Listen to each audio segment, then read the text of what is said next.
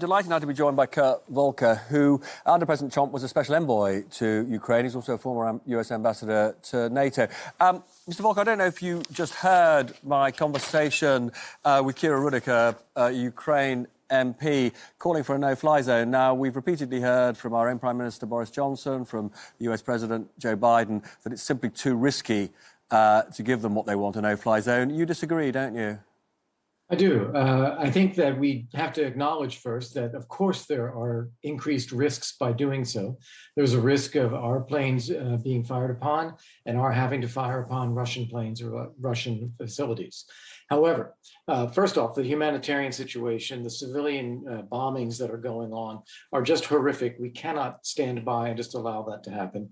And secondly, I think we can declare a no-fly zone that is limited in scope and purpose for humanitarian reasons to cover Kyiv and Western Ukraine and to limit our rules of engagement so that we will not be attacking any Russians unless they attack us or if they continue to use the no-fly zone to attack civilians. I think with those limitations, it puts the onus on Putin to decide, does he want to draw us into conflict and to fire upon his facilities at a time when the war is already going badly for him? And you don't think, which of course I've heard from many of our own politicians, that the fact that he has nuclear weapons is just too great a risk to take in those circumstances? Well, there's another point we have to be stressing is that any use of nuclear weapons would be met with very firm resistance from the United States and ideally all of our NATO allies. There must not be any use of nuclear weapons, period. Was President Biden therefore wrong in your view, and this has been confirmed again today by the Pentagon, to refuse the Polish offer of MiGs that would then be transferred to Ukraine? Absolutely. I think this is something that could be done immediately and is needed. The Ukrainians already have MiG-29 aircraft. They are already flying them out of Ukraine airfields. They have trained pilots, and they are fighting a war for survival. Poland is making a very generous offer to provide these MiG-29s from their own inventory to give them to Ukraine. They want support from the United States. They want top cover from the United States. We should be offering that. We are giving the Ukrainians all kinds of other weapon systems, javelins that take out tanks, Stinger missiles that take out aircraft. Why not give them aircraft as well?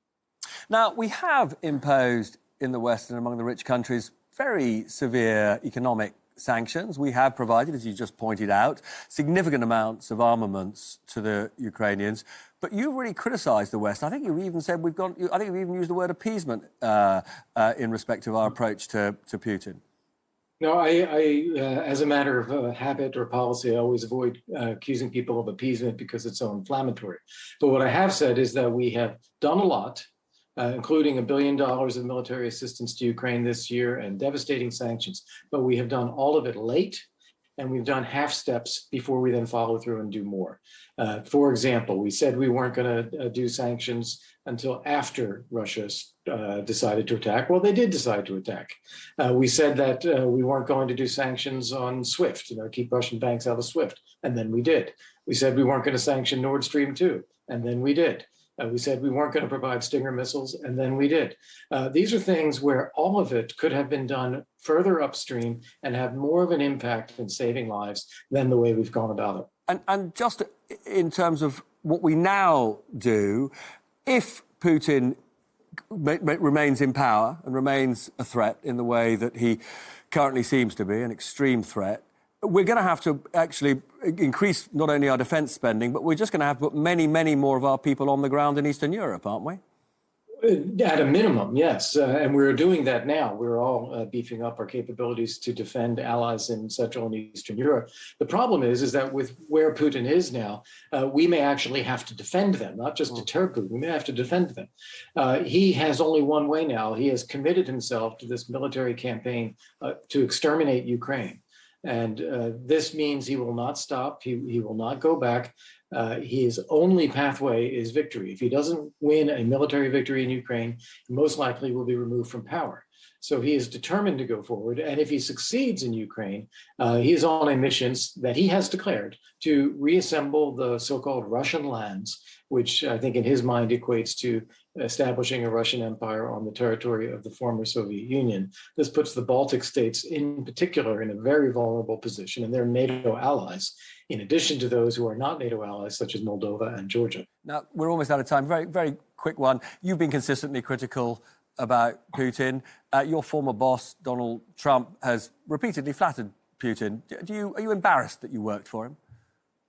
No, this is an important point. The President of the United States is elected by the American people, and then he assembles an administration. And I think it's anyone's duty, no matter what their views of the individual, if you can make our policies better and stronger, and you can contribute to our national security and to the security of our friends and allies, you owe it to try to do so. And actually, under the Trump administration, we managed to lift the arms ban on Ukraine. The Obama administration refused to supply defensive arms. We did. We supplied Javelin missiles, increased security assistance, increased sanctions on Russia, and put in place a non-recognition policy on Russia's seizure of Crimea. So I think we did quite a lot. We just didn't do enough. Great to have you, Mr. Volker, and I hope you'll come back soon. Thank you so much. Thank you.